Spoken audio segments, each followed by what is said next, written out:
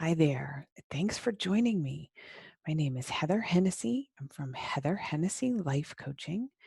I am a certified life and weight loss coach, and I coach expecting and brand new mothers who are also professional career women, helping them to be exactly the mothers and working mothers that they most want to be. So, as is always the case on my videos, I am thrilled that you have joined me today. But I do not raise my voice or my volume. I assume that if you're watching one of my videos, you are a new mom and that you have a sleeping baby in your presence. And I want to do my part to keep that baby asleep. So, again, thanks so much for joining me today for this video. This is Motherhood Beyond the Pandemic, zooming out. So, my past few videos during March and April of 2020 have been aimed at giving expecting and new mothers some tools to cope with the ongoing coronavirus pandemic and the quarantine that we're all living through right now. If you want to take a moment and go back and check out any of those videos, you can find them on my website, which is heatherhennessy.com, on my YouTube channel, and on my Facebook page for my business. I talked about, this is in order, social distancing for new moms, stress reduction for new moms during COVID-19, anxiety reduction for new moms, and relief from overwhelm for new moms. So each of those videos was really targeted at you and giving you concrete and easy and practical tools that can help you if you're struggling with any of those issues, here during the pandemic. So my goal really was to frame every tool and every suggestion within the context of new motherhood. I approach all of my clients with the knowledge that you are expecting a baby very soon, or that you have a very small baby to care for, and that you're going through the profound physical, mental, and emotional changes that accompany new motherhood. So, your one job right now is to adjust to motherhood and to take care of yourself and to take care of the baby, period.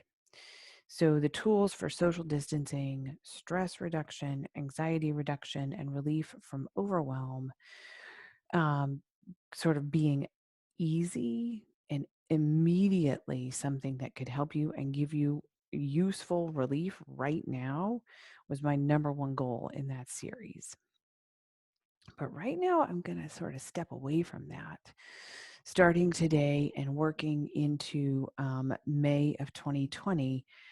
I'm going to stop talking about topics that are specific to the pandemic, um, and really kind of zoom out on your experience as a mother and the adjustment to motherhood. Of course, what's happening right now in the world is affecting all of us, and it's something that we'll continue to talk about, I have no doubt. But sort of for purposes of kind of helping you get a little bit more of a handle on what you're going through, this kind of pandemic specifics, we've sort of done as much as is useful. And I'll talk a little bit about that as we go here today. So, for women who are expecting and new mothers right now, and who are feeling stressed, anxious, and overwhelmed, zooming out might sound like a terrible idea. And I understand that. Why is that a terrible idea to you?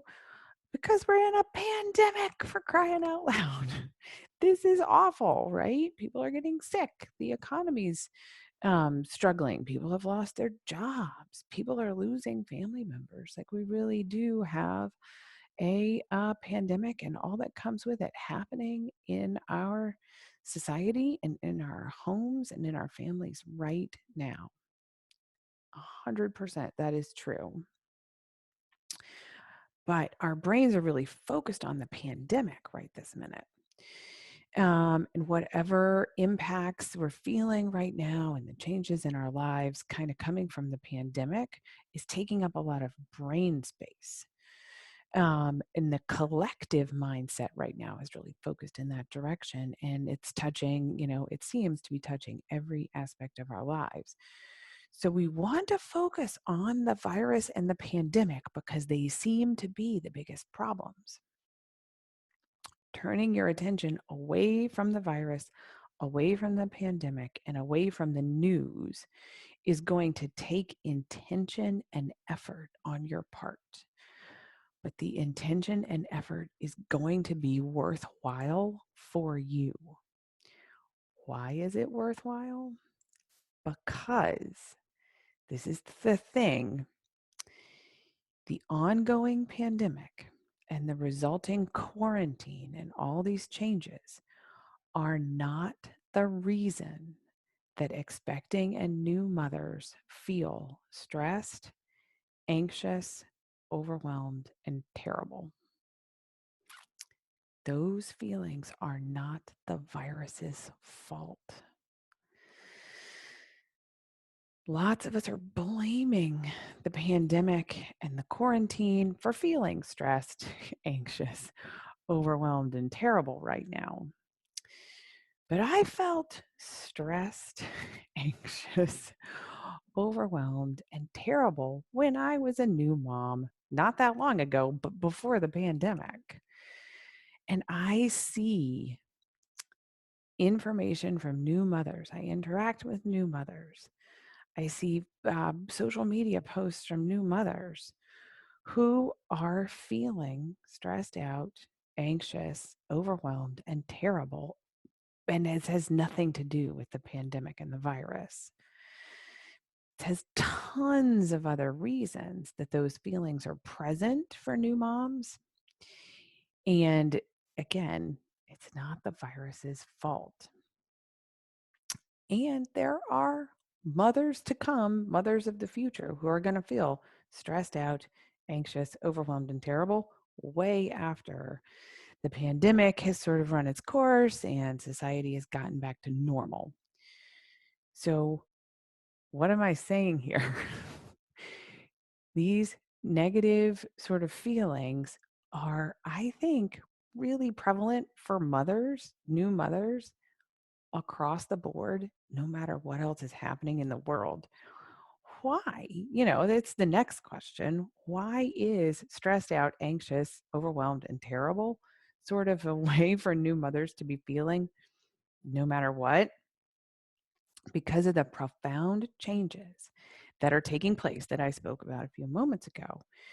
This phase of your life is an entirely new experience for you the first time you do it. I mean, new motherhood is a tremendous adjustment, and it is something that changes you physically, emotionally, mentally. It changes your schedule. It changes how you interact with the world and, all the relationships in your life. And you don't really have a roadmap for it. You're figuring out how to become this new person who is a mother. It's literally a wholesale change, excuse me, for your entire life, going from not a mom to a mom. And you're also doing all of this while having just undergone the most profound physical change and physical transformation that the human body is capable of. So you've got this, total upheaval. Excuse me. And, again, no matter what's happening in the world, you're going through all of those changes with a human brain in your head. And that human brain is hardwired not to like changes, to think that changes are exhausting and frightening and painful. So that's the reason that there's so much anxiety, stress, overwhelm, and feeling terrible that and sort of discomfort. We can kind of call all those things other words for discomfort that accompanies new motherhood. It's normal. It's totally normal. You're just having a normal motherhood experience. And if there's nothing wrong with you, if that's how you feel right now, nothing wrong with you. You just happen to be experiencing pregnancy and new motherhood right now at the same time that the world is going through a pandemic. So the pandemic is kind of the scapegoat of the moment. Everyone is adapting to the quarantines. Lots of people have lost their jobs. People are getting sick, and no one knows, when this is going to end or what life is going to look like on the other side. So that's a tremendous amount of collective uncertainty for all of us. And again, today's expecting and new mothers are adding all of that experience on top of maternity and postpartum going on at the same time. So, having said all of that, the problem that we encounter when we blame the virus, the pandemic, and the quarantine, and we kind of ignore what else is happening. And why is that a problem? Because the virus is going to continue to circulate in society, and all of us are going to adjust to it, right? We're going to find some way to get businesses reopened and schools. It's, probably going to look different. The experts are predicting, but we're going to figure it out. And it will stop being a crisis. But you will not stop being a mother. Do you hear what I'm saying there? This pandemic and the coronavirus crisis is going to pass, but motherhood is going to continue to be part of your life. So if we don't have a conversation and an honest conversation about what's really happening for you as a pregnant woman and a new mom, then your adjustment to motherhood kind of trucks along. Then the pandemic and the crisis go away, and you still have to adjust to motherhood. So, feeling stressed out, anxious, overwhelmed, and terrible, right? Feeling the discomfort of that adjustment. And then what, right? You're sort of blaming the pandemic, so you're sort of not addressing the underlying issues of the adjustment to new motherhood. Whatever you are feeling is a source of stress right now during the pandemic was probably also a source of stress for you before the pandemic and before motherhood came along. It's just now amplified by your status as a new mom and by the pandemic. And it's sort of presenting to us and kind of running through our brains as much more dire and much more problematic and much more urgent because of these changes in our lives and in society. And again, you've got the dual circumstances of new motherhood and the pandemic going on all at once and sort of doubly raising the urgency level.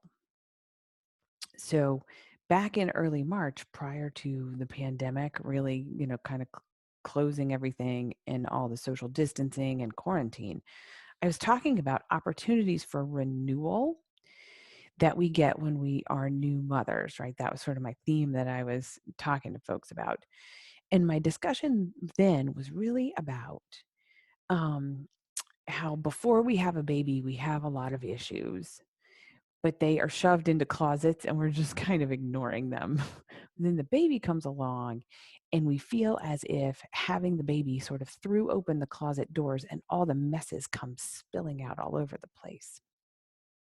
So we, whatever issues we had before that we were sort of ignoring or burying, shutting behind that closet door, they all come spilling out and we have to deal with them. Um, and I believe that motherhood offers us an excellent opportunity to go to work cleaning up all of these messes as we adjust to being new mothers. So everyone is having heightened concerns about their issues, mostly pre existing issues because of the pandemic. You've got the double whammy going on of new motherhood and the pandemic at the same time. In my view, you are doubly motivated right now to go to work and to get the help that you need. And again, I think this is so important for all of you who, fall into that category of stressed out, anxious, overwhelmed, and sort of feeling terrible. All of those discomforts, all of those feelings are kind of as a group cover ups for what lies beneath, what's sort of behind those closed doors. It's like they're the overlayer for everything that's happening underneath. So, once you kind of get some of the stressed out, anxious, overwhelmed cleaned up, then you can sort of go to work on fixing those underlying issues. But you have to kind of penetrate this layer first that's on top. Um, so the benefit of this conversation where we zoom out and get a wider viewpoint on what's really happening, is that it begins the process of putting you back in control of your adjustment to motherhood. While the virus and the related issues are serving as the problem for us, then you're powerless, right? Like in the face of this pandemic, we're doing what we can, but there's just a lot of ways in which a pandemic makes us feel powerless, and all the adjustments that are going on. Um, the sort of we're at the we're complying with the decisions of our government, right? Wherever state you live in or country you happen to live in, you're listening to the authorities and sort of you're if you've got, family members who ought to be in school right now and they're not in school, they're home, whatever the case is, if you've got family members who are in an elderly care facility and you can't go see them. So, those are situations that are sort of being dictated by governments or the medical community, something else. You're not making those decisions for yourself. There is a level of powerlessness there that we can really fall into. Um, but there's still a lot happening for us where we are in control. We do have power. So, sort of separating out those things where we don't have control from what we do have control of and getting you back in the driver's seat where you can be really important right now. If we zoom out and look more in a focused way on the adjustment to motherhood and your ongoing issues in your life, aside from the pandemic, we stand a much better chance of putting you back in control. You go from powerless in the face of the pandemic to in control of how you're showing up as a mom, what you want your life to look like, how you want to be cleaning up your messes so that your life gets easier and you reduce, by virtue of dealing with the issues that are below the surface, you reduce all of the stress and anxiety and overwhelm and discomfort that you were feeling before you started kind of paying attention. So I know that this is the right thing to do for you. This is the right thing to do for my clients. And I invite all of you who are watching to come along with me during this conversation. It's not easy, but it's really necessary and really important. And it's really what's going to provide you with long-term relief. I have been through this process myself in the past couple of weeks, not in the context of having had a baby recently, but in the context of a death in our family. It's the same phenomenon at work, though. So, my father in law died a couple of weeks ago, and he had been sick for a while, so we knew this was coming. We did not know the pandemic was coming. So, under normal circumstances, right, we would have traveled. There would have been a memorial service. The family would have gotten together and really sort of have, what you want, for lack of a better term, after the death of a loved one, right? You want togetherness, you want community, you really, want to have that shared experience of a funeral service. And, that was the original plan. Instead, we did none of those things. Our family made different plans, right? We had to change the plan as the pandemic got more widespread and closures and, travel advisories. So we made different plans to adjust for the virus and the quarantine. We all agreed that this was the best thing to do under this circumstance of the virus and the pandemic. So, he passed away. We followed the plan and I freaked out. Yeah, I really, really did. Even as we were following the plan and doing what we knew to be the best thing, my brain and my emotions were a mess. For a few days, I totally blamed the virus and the pandemic for the fact that I was such a mess and that my emotions were all over the place.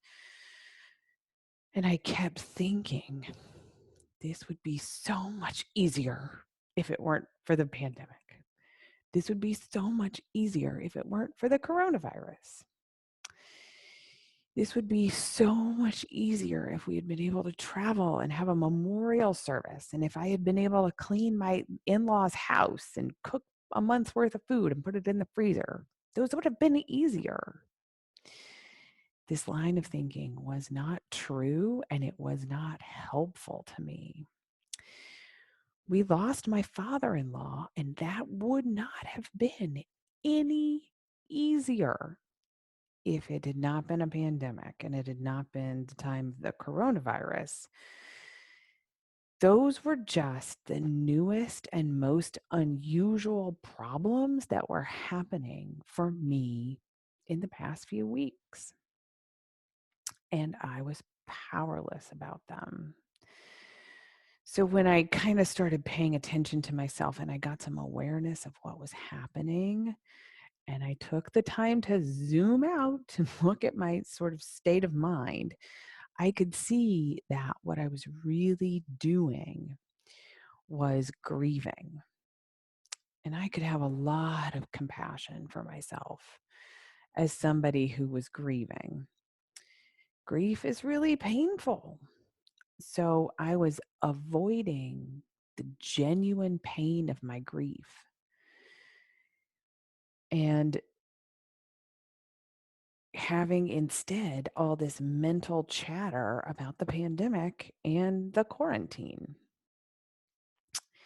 And after I got that awareness and I did zoom out, my mental state really changed. I really got a lot of relief. I got some ability to be sad and to genuinely grieve the loss of my father-in-law without all the clutter of blaming the pandemic and blaming the virus. That was just misplaced anger, right? When you get right down to it. Um, it was like I brought my honest emotions to the surface, right? Without this layer of, blocking them above. When I took that away, my honest emotions were able to surface. And I was really able to spend some time, allowing those emotions and letting them work their way through my mind and my heart, and just to really grieve. It was productive. again, for lack of a better term, it was helpful. It gave me some relief. So had I continued blaming the virus and the pandemic and sort of kept that all that other stuff wouldn't have been able to surface. I can't predict where I would have been right now, but I might, have been more of a mess than I currently am. So the death of a family member and the resulting pain and grief is a tough time. And I've got news for you. Expecting a new motherhood is also a tough time. It really was tough for me. And I'm assuming that if you're watching videos on the internet about, how to cope, that it's tough for you too. And if you are experiencing the transition right now and sort of blaming the virus and blaming the pandemic for why you're struggling, you're not actually helping yourself in the long run. So that blame makes our brain feel better in the short term. It feels like we sort of have an enemy that we're working against, but it's not offering you a genuine pathway to feeling better because there's always going to be something to blame. And, if you actually sort of work through some of the emotions that are coming your way as you're a new mom, then, you do that work and it sort of, there's nothing else to blame, right? You sort of allow all the emotions to surface and there's nothing else to blame.